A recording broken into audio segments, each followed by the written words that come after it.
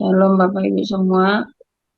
Saya akan bacakan kebenaran firman Tuhan yang terambil dari kitab Yosua 18 ayat 1 sampai 28.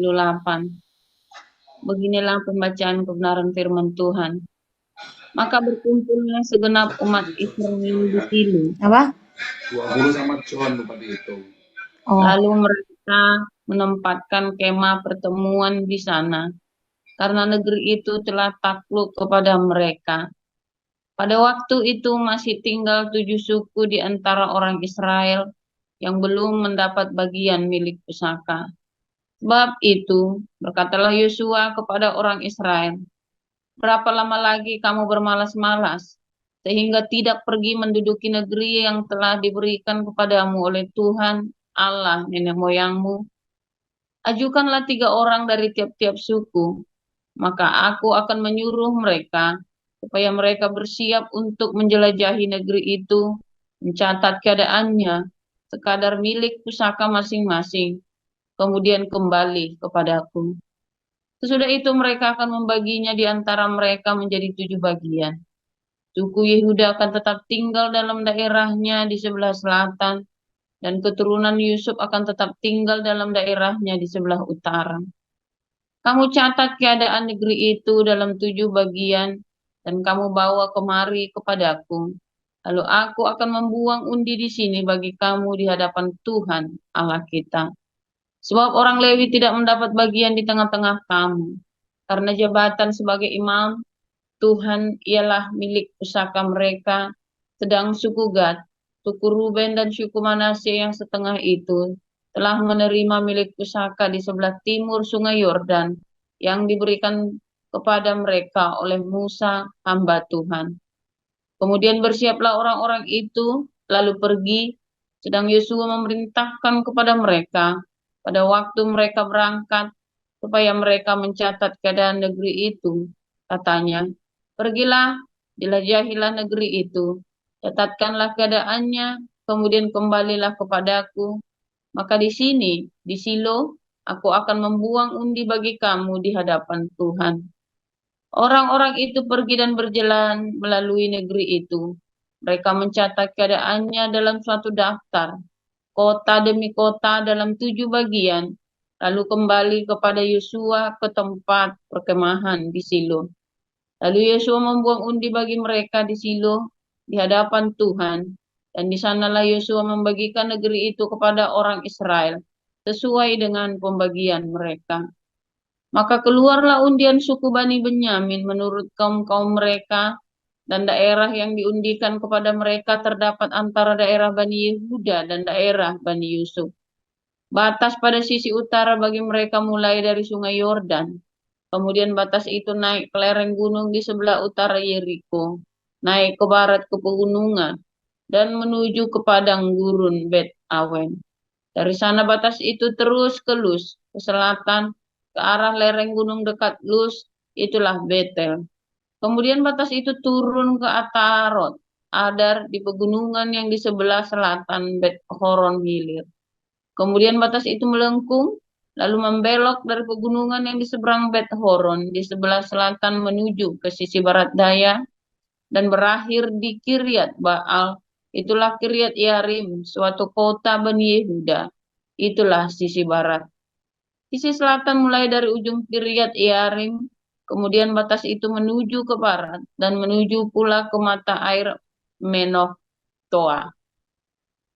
Selanjutnya batas itu turun ke ujung pegunungan yang di tentangan Lebak Ben Hinnom, di sebelah utara lembah orang Refaim, kemudian turun ke Lebak Hinnom, sepanjang lereng Gunung Yebus, ke selatan, kemudian turun ke En Rogel, kemudian melengkung ke utara, menuju ke En Semes, dan menuju pula ke Gelilot, di seberang pendakian Adumim, turun ke Batu Bohan bin Ruben, terus ke lereng gunung di seberang Bet Araba ke utara, dan turun ke Araba Yordan.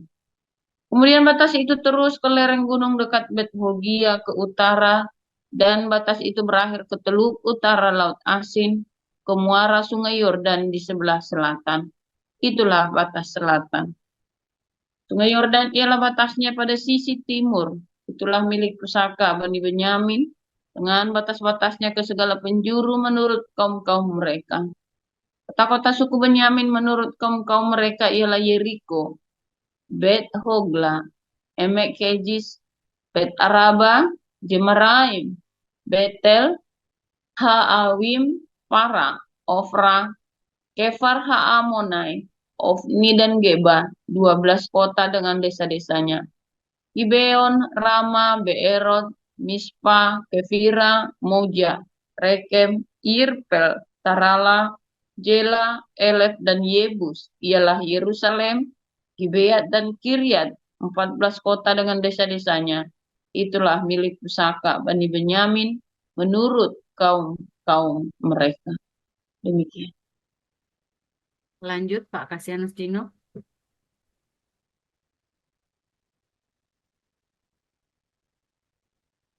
Kisah Para Rasul pasal 18. Kemudian Paulus meninggalkan Athena, lalu pergi ke Korintus. Di Korintus ia berjumpa dengan seorang Yahudi bernama, ia baru datang dari Italia karena Kaisar Claudius telah supaya semua orang Yahudi ke rumah mereka. Dan karena mereka melakukan pekerjaan yang sama, ia tinggal bersama-sama dengan mereka. Mereka bekerja bersama-sama karena mereka sama-sama tukang kemah. Dan setiap hari Sabat, Paulus berbicara dalam Yahudi dan orang-orang Yunani. Ketika Silas dan Timotius datang dari Makedonia, Paulus dengan sepenuhnya dapat memberitakan firman, di mana ia memberi kesaksian kepada orang-orang Yahudi bahwa Yesus adalah Mesias. Tetapi ketika orang-orang itu memusuhi dia dan memuji ia, mengebaskan debu dari pakaiannya dan berkata kepada mereka, biarlah darahmu tertumpah ke atas kepalamu sendiri. Aku bersih, tidak bersalah. Mulai dari sekarang, aku akan pergi kepada bangsa-bangsa lain. Maka keluarlah ia dari situ, lalu datang ke rumah seorang bernama Titius Justus yang beribadah kepada Allah, dan yang rumahnya berdampingan dengan rumah ibadat. Tetapi Krispus, kepala rumah ibadat itu, menjadi percaya kepada Tuhan bersama-sama dengan seisi rumahnya. Dan banyak dari orang-orang Korintus yang mendengarkan pemberitaan Paulus menjadi percaya dan memberi diri mereka dibaptis. Pada suatu malam berfirmanlah Tuhan kepada Paulus di dalam suatu penglihatan. Jangan takut, teruslah memberitakan firman dan jangan diam. Sebab aku menyertai engkau dan tidak ada seorang pun yang akan menjamah dan menganiaya engkau. Sebab banyak umatku di kota ini. Maka tinggallah Paulus di situ selama 1 tahun 6 bulan. Dan ia mengajarkan firman Allah di tengah-tengah mereka. Akan tetapi setelah Galio menjadi gubernur di Akaya, bangkitlah orang-orang Yahudi bersama-sama melawan Paulus, lalu membawa dia ke depan pengadilan.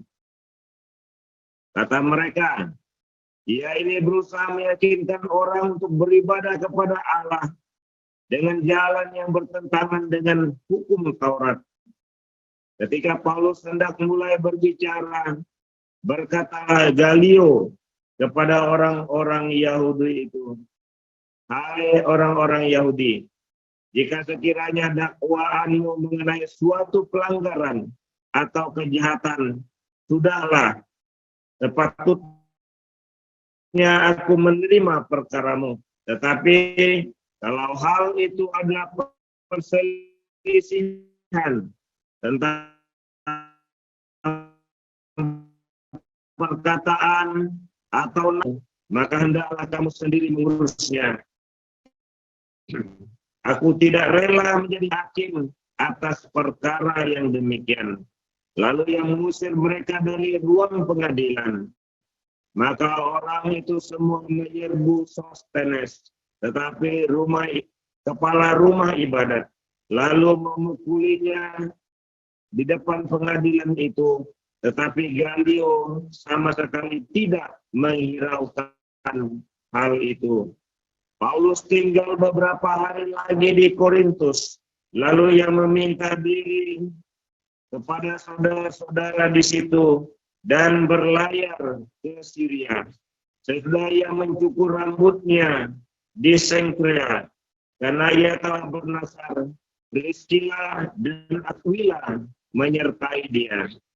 Lalu sampailah mereka di Efesus. Paulus meninggalkan Priscilla dan Aquila di situ. Ia sendiri masuk ke rumah ibadat dan berbicara dengan orang-orang Yahudi. Mereka meminta kepadanya untuk tinggal lebih lama di situ, tetapi ia tidak mengabulkannya. Ia minta diri dan berkata, "Aku akan kembali kepada kamu jika Allah menghendakinya." Lalu bertolaklah ia dari Efesus. Ia sampai di Kaisarea dan setelah naik ke darat dan memberi salam kepada jemaat, ia berangkat ke Antioquia. Setelah beberapa hari lamanya ia tinggal di situ, ia berangkat pula, lalu menjelajahi seluruh tanah Galatia dan Frigia untuk meneguhkan hati semua murid. Sementara itu, datanglah ke Efesus seorang Yahudi bernama Apolos yang berasal dari Alexandria. Ia seorang yang fasih berbicara dan sangat mahir dalam soal kitab suci. Ia telah menerima pengajaran dalam jalan Tuhan. Dengan bersemangat ia berbicara dan dengan teliti ia mengajar tentang Yesus. Tetapi ia hanya mengetahui baptisan Yohanes. Ia mulai mengajar dengan berani di rumah ibadat. Tetapi setelah Priscilla dan Aquila mendengarnya, mereka membawa dia ke rumah mereka dan dengan teliti menjelaskan kepadanya jalan Allah. Karena Apolos ingin menyeberang ke Akaya, saudara-saudara di Efesus mengirim surat kepada murid-murid di situ supaya mereka menyambut dia. Setibanya di Akaya, maka ia oleh kasih karunia Allah menjadi seorang yang sangat berguna bagi orang-orang yang percaya. Sebab dengan tak jemu-jemunya ia membantah orang-orang Yahudi di muka umum dan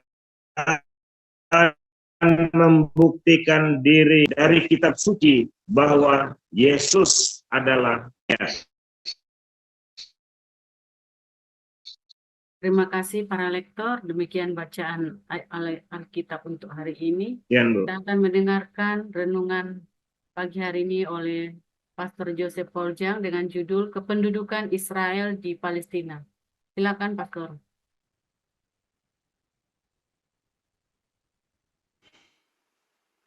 Haleluya, firman Tuhan selalu baru setiap hari. Ketika kita menanti-nantikan Tuhan dengan penuh cinta, dengan penuh pengharapan, dan tentu harus konsisten, saudara ya. Kalau tidak konsisten, nanti di hari berkatmu harusnya datang, ya, kamu sudah selesai dan tidak jadi. Ya, dan rajin ya, saudara ya. Saudara, orang-orang Israel waktu masuk Kanaan, mereka sudah 40 tahun di padang gurun ya. Kamu kira di Kanaan, di tanah perjanjian, terus sudah tanah penuh susu dan madu. Nggak bisa kalau nggak dikerjain, ya harus dikerjakan. Banyak orang salah pikir ya, Oh, kita diberkati berarti tidak perlu kerja. Salah, saudara. Ya, salah. Jangan pernah bersaksi kamu menang lotre, saudara. Karena itu bukan dari Tuhan. Serius, saudara ya. Segala berkat yang bukan karena kamu bekerja itu bukan dari Tuhan. Serius, warisan itu, ya saudara, jangan pikir kamu warisan itu dari Tuhan. Itu akan menjadi berkat kalau kamu mengerjakannya. Kamu pikir warisan itu dari Tuhan, saudara. Bukan loh. Orang terima warisan lebih banyak ruwetnya daripada berkatnya. Benar nggak? Amatin deh. Amatin deh dari semua orang-orang yang keluarga-keluarga yang terima warisan, meninggalkan waris. Lebih banyak ruwetnya daripada berkatnya. Ya. Sampai kamu bisa saling menerima dan kamu mengerjakan, baru itu jadi berkat. Makanya orang tua kalau mau ninggalin warisan, waktu kamu masih hidup, jangan lagi udah mati kamu baru ninggalin. Kamu udah mulai setting atur satu-satu selagi masih hidup. Jangan udah mati terus kamu tinggalin, sudah terus tanpa pesan sama sekali, tanpa pembagian yang legal secara hukum. Karena itu akan menjadi kutuk bagi anak-anakmu nanti. Anak-anakmu jadi dendam satu sama lain gara-gara warisan. Ya, nah, bagi yang terima warisan, kalau punya warisan, ya kan, kalau tidak punya warisan, jangan kamu pikir kalau ada tiba-tiba ada rezeki nomplok itu rezeki, bukan, saudara ya. Itu bisa jadi kutuk bagimu. Semua yang kamu punya itu harus dari hasil bekerja. Ya, cuman ada orang yang kerjanya sedikit, hasilnya banyak, ya kan? Ada orang yang kerjanya setengah mati babak belur, nggak berhasil. Orang yang kerjanya sedikit, hasilnya banyak, itulah yang namanya berkat. Karena berkat itu diberikan kepada orang yang bekerja, orang-orang yang rajin. Orang Israel masuk ke tanah Kanaan, ada 7 suku yang belum mendapat bagiannya. Karena mereka tidak mau, ya sudah aku di sini saja main celok. Sudah, main celok udah begitu, mau males-malesan, ya kan? Harus kerja, saudara ya, harus kerja, ambil, bekerja. Ketika kamu menerima pekerjaan, tantangannya banyak, bahkan pelayanan pun tantangannya banyak. Itu Paulus pun harus bekerja untuk mencukupi kehidupannya. Jadi kadang-kadang, saudara, kalau ada orang bilang, ini kita kasih hamba Tuhan di pedesaan yang miskin dan bla bla bla bla bla bla, saya itu kurang tertarik loh, saudara ya. Loh, saya juga hamba Tuhan, self support, mana pernah saya minta-minta uang sama kalian buat hidup saya. Dari zaman saya pelayanan lagi 2015 sampai dengan hari ini, saya melayani Tuhan hampir 10 tahun full time. Saya nggak pernah minta-minta uang sama kalian, sama orang-orang yang pernah saya kenal, buat diri saya sendiri. Ya, kalau buat ada orang susah, ini tolong bantu orang ini, saya sering, saudara ya. Nah, tetapi kalau buat hidup saya sendiri, haram jadah. Nggak pernah saya minta buat diri saya sendiri. Dan saya melakukan pekerjaan ini dengan rajin sekali. Sehingga, ya, ketika saya mengajar, saya melakukan pekerjaan-pekerjaan yang lain, saya benar-benar serius dengan pekerjaan saya, saudara. Dan saya mendapat berkatnya dari situ. Ya kan? Awal saya nulis buku ya, saya nulis buku harganya 40.000 sama harganya 50.000, saudara. Harga 40.000 50.000. Nah, dari berkat itu lalu ada orang yang transfer 1 juta, ada orang yang langsung borong buku 10 juta, ya kirim uang ya. Begitu, saudara, ada yang seperti itu. Nah, sama kalau kamu tidak bekerja, lalu kamu mau tiba-tiba kamu pikir nanti ada uang dari sorga, itu Anda sedang mengharapkan iblis datang. Bukan mengharapkan berkat Tuhan, Anda sedang mengharap setan datang gitu, saudara. Serius. Bukan Tuhan, bukan berkat Tuhan datang, setan yang datang. Ya kan, tiba-tiba kamu pikir itu berkat, ya kan? Nah, misalnya nih pasang lotre atau kamu tiba-tiba itu ya, jual diri sampai begitu ya. Oh, ini berkat, Pak. Hutang, ya kan? Oh, ini berkat, Pak. Tiba-tiba ada orang kasih saya, Pak, 500 juta. Sebentar. Ada orang tiba-tiba ngasih kamu 500 juta dan kamu sedang tidak mengerjakan apa-apa. Jangan-jangan itu dari iblis, saudara. Buntung begitu saja. Anda harus hati-hati. Kalau kamu sedang bekerja, lalu ada orang investasi, oh iya kamu sedang bekerja, tiba-tiba orang investasi lebih dari yang kamu harapkan. Tetapi kalau kamu lagi duduk di rumah, tiba-tiba orang ngasih uang tanpa apa-apa, satu, ya, mungkin kamu sudah minus dan itu ada mujizat, tetapi kalau kamu berhenti di situ, ya, maka kamu sedang dikutuk. Jangan pikir uang datang itu adalah selalu berkat loh. Kamu akan menyesalinya di kemudian hari. Ya, kamu akan menyesalinya di kemudian hari. Kamu pikir di dunia ini gratis? Nggak ada. Selalu ada keseimbangan, saudara ya. Selalu ada balancing di alam semesta ini. Mau kamu orang percaya, nggak percaya, orang Kristen, orang bukan Kristen, orang apapun, orang kafir, orang penjahat sekalipun, di dunia ini selalu ada keseimbangan. Hati-hati loh, saudara. Jangan kamu menyepelekan keseimbangan ini. Ketika kamu diberkati, kamu lagi tidur, nah, kan ada firman Tuhan kan, Tuhan memberkati ya orang-orang benar waktu tidur. Pak, kalau gitu aku tak tidur terus, Pak, supaya diberkati terus. Oh, ini sering kejadian ya, kalau saya ngalami, saudara ya. Secara hurufiah, saya lagi tidur dibangunin sama tante saya, dikasih kalung 20 gram. Beneran, kasih kalung emas 20 gram dari oma saya ya. Lagi tidur dibangunin. Oh, kalau gitu tak tidur lagi saja biar diberkati. Bukan, saudara, bukan seperti itu. Saya ini rajin bekerja dari SMP, dari SD, SMP, SMA. Seluruh keluarga besar saya, seluruh sepupu saya, om tante saya tahu saya ini rajin bekerja. Ya, supaya si oma kasihan, dikasih. Saya nih, karena orang tua saya tidak mungkin bisa belikan. Makanya saya dibelikan. Zaman itu anak-anak muda, orang-orang Tionghoa itu pakai kalung emas, saudara ya. Zaman itu. Jadi saya dibelikan. Nah, itu karena berkat. Tetapi saudara, karena orang waktu itu mama saya lagi kekurangan uang, dia tahu saya mendapatkannya dengan cuma-cuma dari oma, diambil sama dia, digadein. Wah, saya marah sekali, saya dendam sekali waktu itu ya. Saya selalu ungkit-ungkit waktu itu ya. Nah, saudara, jadi kadang-kadang lebih baik nggak dikasih apa-apa kan. Oh, salahnya ibunya. Oh, bukan, saudara. Itu kalung memang dipakai untuk makan kita semua. Hanya mama saya dengan cara yang salah, nggak bilang-bilang dengan cara yang brutal. Ya kan? Dia juga tidak tahu bagaimana cara ngomongnya. Tetapi kan akhirnya jadi kemarahan di hati anak kan. Ya kan? Harusnya kan berkat kan itu kan. Benar nggak? Harusnya berkat, tetapi kan jadi malah nggak berkat. Berapa banyak orang kamu diberkati, tetanggamu jadi iri, akhirnya kamu jadi punya musuh gara-gara kamu punya mobil, gara-gara kamu punya TV baru, sehingga kamu punya musuh. Itu berkat atau apa tuh jadinya, saudara? Jadi nggak jadi berkat kan? Karena orang iri kan? Betul nggak? Apalagi kamu meresponinya salah. Tapi kalau kamu meresponinya benar, maka itu benar-benar berkat, akan jadi berkat. Berkat itu akan disebut berkat ketika kamu bisa memberkati orang lain dengan berkat itu. Ya, artinya harus ada yang dikerjakan. Harus ada yang dikerjakan. Perumpamaan talenta, tadi malam kita belajar ya. Orang dikasih talenta.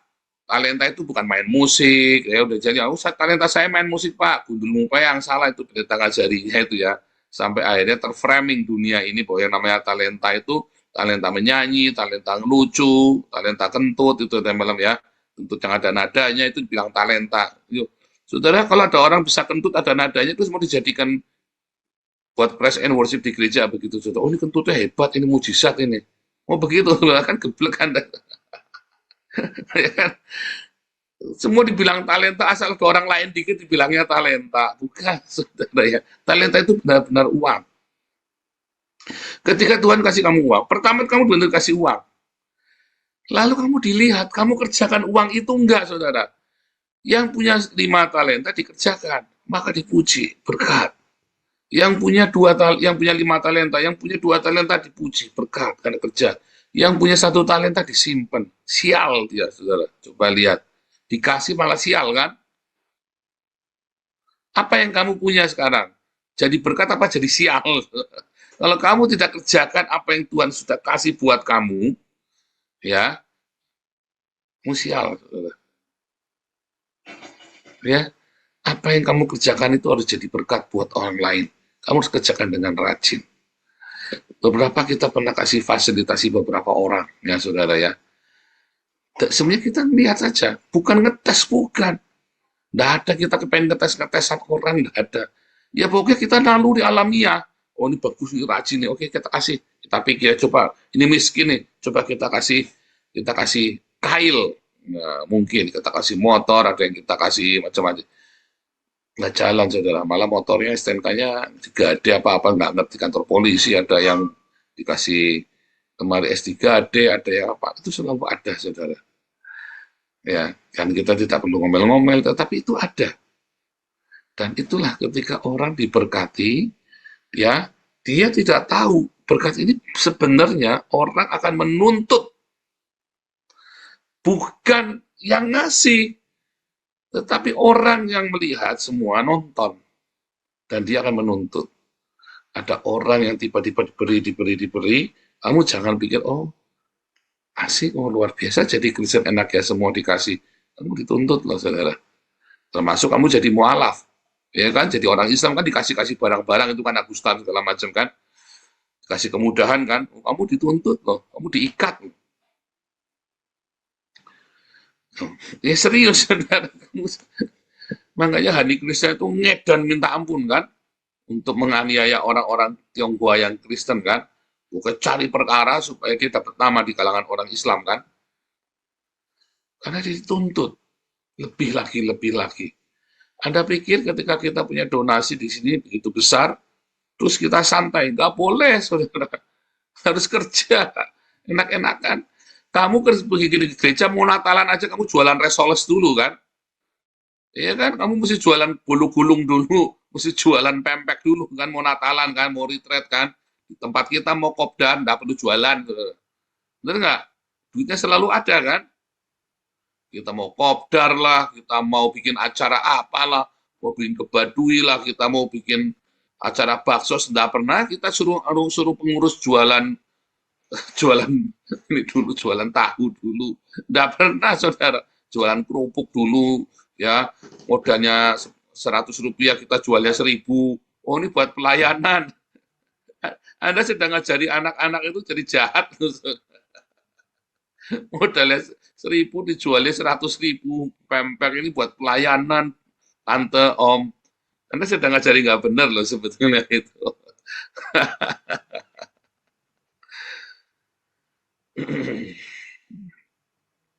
Oh enggak Pak, ini kita lagi ngajari anak supaya bekerja Pak. Enggak saudara. Enggak. Akhirnya orang mix. Mana yang kerja, mana yang bisnis, mana yang ada curang-curangan, bayangin curang-curangan kan. Ini aku kan capek, ini udah jadi hari-hari kan salah-salahan tuh kan. Apalagi nanti kemudian barangnya nggak nyampe lah, apalah. Ya, kita ngalamin dulu saudara ya. Kita ngalamin. Tetapi saya bersyukur sama Tuhan ya. Dari zaman saya persekutuan doa waktu SMP kelas 3 tuh saya mulai ya persekutuan doa. Sampai saya nggak pernah jual-jual buat pelayanan tuh saudara. Nah, saya pernah ngalami 2010 saya melayani Tuhan, saya berbisnis saudara untuk membiayai pelayanan saya. Hancur. Ribut besar sesama kita ya. Kita punya yayasan, kita wah ribut besar saudara. Kacau sekali. Nah, dari pengalaman itu ya, Tuhan ajarin saya. Di komunitas kita, yang kerja-kerjalah sekuler.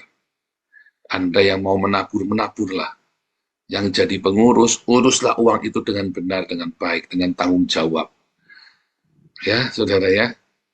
Makanya saya tegas dengan masalah keuangan ini ya. Kamu jangan tersinggung. Karena kalau kita semua bisa sama-sama bekerja dengan rajin dan tanggung jawab. Ya, kamu tanpa sadar karaktermu terbentuk di komunitas ini. Ya, tanpa sadar komunitas ini akan membentuk karaktermu, saudara. Respon-respon hidupmu itu ya, tanpa sadar kamu akan terbentuk setahun, 2 tahun, 3 tahun. Kita sudah berjalan hampir 4 tahun ya. Tahun depan itu tahun keempat ya. Dari mulai corona, tahun ini sudah tahun keempat loh sekarang ini ya. Tahun depan tahun kelima loh. Ya, dengan segala macam konflik dan saya banyak kehilangan orang-orang terbaik saya. Teman-teman yang terbaik kita banyak yang hilang. Karena apa? Sebetulnya ributnya bukan saya. Ya, kayak Amin Wijaya kan ributnya bukan saya dengan Alengso kan, tapi hilang. Ya kan, lalu nyalainnya saya. Orang ributnya bukan dengan saya, hilang lalu nyalainnya saya. Nah itu ya. Tapi saya tidak kecil hati, saudara ya. Karena inilah tempat pembentukan. Ya, ini tempat pembentukan bagi kita semua. Dan yang paling penting kamu harus rajin. Anda sekarang para penerima bantuan dari yayasan bekerja dengan rajin. Karena kalau 1 tahun Anda terima bantuan, Anda tidak bekerja, stop. Kita tidak kasih bantuan lagi. Serius, saudara ya. Yang bekerja tidak boleh, yang tidak bekerja tidak boleh makan. Karena nanti kita jadi sama-sama berdosa. Kalau kamu tidak bekerja, ya, kamu tidak boleh makan, saudara. Puasa. Kalau kamu terima bantuan, ya makan sehari sekali saja. Itu buat anak-anakmu. Dan kamu harus bisa share ke teman yang lain.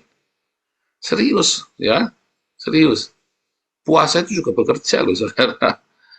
Ya kan? Mendisiplin diri itu kan pekerjaan sebuah pekerjaan mendisiplin diri. Nah, saya pun sama, ya. Kamu pikir dari rumah saya ke Den Haag tiap hari 2,5 jam, setir mobil sampai pulang malam, nggak capek, saudara. Tiap hari kita pergi berangkat ya. Sejak ada proyek ini ya, tiap hari ya. Kerja, saudara. Di kantor kamu pikir saya cuma domblong. Kalau nggak saya live, saya ngajar, saya konseling orang, ya. Kita banyak sekali yang kita kerjakan, ya. Ini proyek yang sedang kita lakukan ini benar-benar saya kerjakan dengan serius, dengan seluruh hidup saya all out. Apalagi ini usia saya 50 tahun ya. Bukan merintis, bukan. Kita sudah melanjutkan apa yang sudah ada. Yang sudah ada ini, embun pagi inilah yang kita sudah ada. Ini hanya melanjutkan, mengembangkan yang sudah ada. Ya, kita hanya mengembangkan yang sudah ada. Tapi saya tidak boleh bermalas-malasan, harus dengan disiplin tiap hari, dengan teliti. Kita kasih makan nanti ya hari Sabtu, kita mau kasih makan untuk orang-orang imigran ilegal itu ya, gelandangan-gelandangan yang ada di Den Haag. Den Haag itu banyak gelandangan ya, karena 60% itu imigran ilegal. Wah, siapa? Enggak, saudara, enggak. Kita mulai dengan serius, kita enggak main-main, enggak cuma sekedar kumpul-kumpul, nyanyi-nyanyi. Oh, enggak, saudara, kita enggak main-main. Semua dari kita, janganlah bermalas-malasan, harus bekerja, lakukan bagianmu masing-masing, bekerja. Karena kalau kamu tidak bekerja, waktu kamu tidur tidak akan diberkati. Kenapa? Karena orang bekerja, tidurnya juga susah. Kalau orang malas itu juga tidurnya udah karu-karuan, ya kan? Waktunya kerja buat tidur, waktunya tidur buat kerja. Ngantuk akhirnya kan waktu kerja, jamnya kerja ngantuk, jamnya harusnya kerja, ya nantilah sebentar tanggung nih, aduh nih kerjanya ronda ya, ronda juga kerja Pak, ronda bukan, karena kamu udah kerja, akhirnya kerjamu ronda, main kartu, main gaplek segala macam, akhirnya hidupmu sia-sia. Ya kan, akhirnya kan kamu jam biologismu udah karu-karuan, karena tidak bekerjanya ya. Saya tiap hari mati tidur nyenyak, kenapa? Karena saya bekerja, ya. Tiap hari, saudara. Saya udah pensiun, Pak, tetap harus kerja. Hanya dengan tanggung jawab yang dikurangi. Begitu, saudara ya. Hati-hati, saudara, ketika kamu menyia-nyiakan kesempatan untuk bekerja. Hati-hati, saudara. Ya, bahkan kamu sudah usia pensiun pun harus bekerja. Ya, dengan apa? Jadi volunteer, melayani. Ini kayak Pak HW, ya kan? Dan dokter-dokter kita nih, ya, banyak yang melayani dengan volunteer, kan? Kerja, saudara. Kamu kira nge-zoom itu ngomong-ngomong, itu suatu pekerjaan. Lelah ya, Dr. Andri Hat itu setia sekali yang memulai dokter medsos ini ya. Dr. Andri Hat, Dr. Sostenes, sama Pak HW ya, yang memulai dokter medsos ini. Bekerja, saudara. Kontribusi. Nah, di dalam bekerja itu nanti ada tantangan. Ya. Jangan kamu pikir terus nggak ada tantangan. Kemarin ada yang nanya ya, namanya Pret. Si Pret ini nanya, Pak saya sudah koinonia, sudah menabur, kenapa banyak masalah? Loh masalah pasti ada. Jangan kamu pikir kalau bekerja terus nggak ada masalah. Lalu kalau ada masalah, berarti bukan berat tujuh. Salah. Tuhan akan memberkati kamu melalui masalah-masalah itu. Bagaimana kamu responi masalah itu, Tuhan akan lipat gandakan berkatnya itu. Responmu bagus, Tuhan akan lipat gandakan. Responmu salah dengan kedaginganmu, dengan kesombonganmu, ya kamu nggak akan mencapai berkat. Adanya cuma jengkel mangkel, sakit hati. Tapi kalau responmu dalam setiap masalah itu benar, maka akan selalu ada pelipat gandaan berkat. Pada waktu tidur, kamu akan tidur dengan nyenyak. Waktu bangun, kamu bangun dengan sukacita. Dan waktu kamu bekerja, kamu akan bekerja ya dengan berkat Tuhan. Masalah selalu ada. Makanya kamu jangan keluar masuk kerja. Ya, kamu kecuali karena di PHK, karena pemutusan karena banyak karyawan yang memang perusahaannya bangkrut gitu ya. Tapi kamu kalau nggak cocok sama bos, lalu kamu keluar, ya susah, saudara. Ya kan? Tapi kan masalah gini, aduh, saya pernah jadi karyawan rendahan. Saya kan kritis, bukan ujuk-ujuk jadi direktur. Saya tahu apa yang namanya punya bos banyak, itu saya ngalamin. Punya bos aneh-aneh, punya bos yang cabul, punya bos yang edan, punya bos yang kejam. Saya ngalamin. Punya bos, saya pernah juga udah kerja 3 bulan nggak dibayar. Saya juga ngalamin, saudara. Bos saya edan, kurang ajar sekali. Saya juga ngalamin. Anak saya sempat ya di Belanda loh. Ya, ini orang Rumania atau apa imigran pokoknya gitu. Mukanya saya nggak tahu mukanya kayak imigran. Kerja ya 1 bulan sampai sepedanya rusak, jadi loper koran, saudara. Jadi kasih padahal cuma sedikit ya. Uang itu cuma 15 euro atau berapa itu. 15 euro itu 1 bulan jadi loper koran itu ya, sampai sepedanya rusak berat itu ya. Sampai sepedanya rusak, nggak dibayar. Kita ngalamin semua. Jadi jangan ngomong, kita nggak ngomong enak. Yang saya ngomong ke hari ini, kita sudah lewatin. Tapi saya bilang sama si Wisely, nggak apa-apa.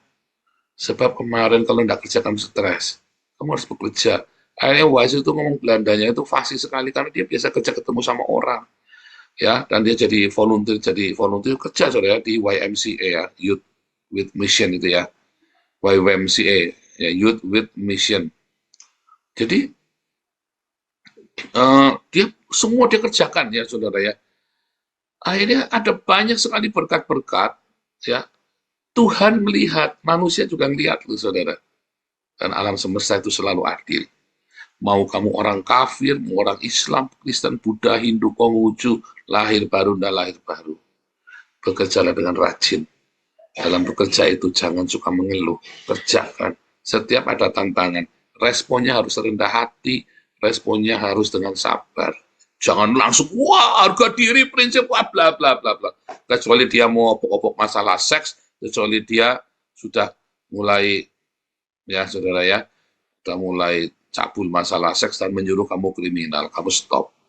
Tapi selama kamu tidak disuruh, tidak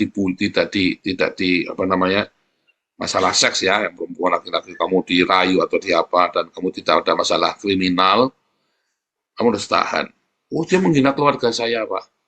Diam, kamu tahan. Percaya, saudara? Kamu tidak tahu. Ya, tapi begitu dia sudah masalah seks, dia masuk ke dalam ranah seksmu, dan laki-laki atau perempuan ya, kadang-kadang ada bos yang homo juga kan, atau dia sudah ajak kamu untuk ajak kriminal, melanggar hukum. Jangan mau. Begitu saudara ya, 2 hal itu. Selalu ada tantangannya. Bekerja yang rajin, bekerja dengan respon yang benar, jangan kalau ada masalah mundur. Tetapi tidak ada asap kalau tidak ada api, saudara. Jadi adanya kamu diajak kriminal, jadi kamu adanya dirayu-rayu karena kamu ada nggak benar, pasti ada sesuatu. Kalau ada bos yang tiba-tiba menghina keluargamu dan sebagainya macam, pasti kan ada sesuatu yang salah, saudara. Diam. Ya, saudara ya, kamu coba introspeksi dulu. Ya, tetapi pada umumnya seharusnya enggak. Kita cerita yang normal, enggak ada tiba-tiba bosmu ngomong, oh ibu kamu pelacur. Enggak mungkin, saudara, itu pasti ada asal-usulnya. Dan mungkin bukan cuma kamu yang digituin, kalaupun nggak ada usulnya. Mungkin dia memang orang ini ngomongnya memang begitu, memang mulutnya udah rusak. Ya kamu nggak usah, yang lain nggak tersinggung, kamu nggak usah tersinggung. Nah itu banyak sekali ya. Makin kamu di bawah, makin banyak ya saudara ya tantangannya. Yang nggak perlu. Makanya kamu ada di bawah. Begitu kamu naik ke atas, saudara ya, kamu yang akan melakukan orang yang nggak benar dan tanggung jawabnya makin besar. Di bawah, ya, ruwetnya kamu banyak, masalahnya juga banyak. Di atas, tanggung jawabnya makin besar. Itu loh masalahnya orang kerja. Jadi kamu jangan kebanyakan alasan. Pokoknya kerja yang rajin, responnya dengan rendah hati, yang sabar. Ya, kecuali kamu diajar masalah seks dan kriminal, mundur, tegas. Ya, atau suruh pindah agama, ya. Itu kan kita ada batas-batasnya ya. Disuruh pindah agama, dipaksa ya. Kan nggak usah mundur juga, tapi nggak bisa naik pak kedudukannya. Yang kamu bertahan dulu sampai kamu dapat kerjaan baru kamu pindah. Jangan wow langsung putus pak. Wah, jangan saudara, nggak usah begitu. Responmu nggak usah terlalu heboh begitu ya. Bekerjalah dengan rajin, ya responlah segala masalah dengan positif. Makanya ikut embun pagi, terus kamu belajar doa, ucapan syukur tiap hari, ucapkan berkat tiap hari. Ya, berkatilah tempat pekerjaanmu, aku memberkati bosku, aku memberkati tempat kerjaku, teman-temanku, berkati semua saudara tiap hari. Nanti ada berkat di situ. Tuhan Yesus memberkati.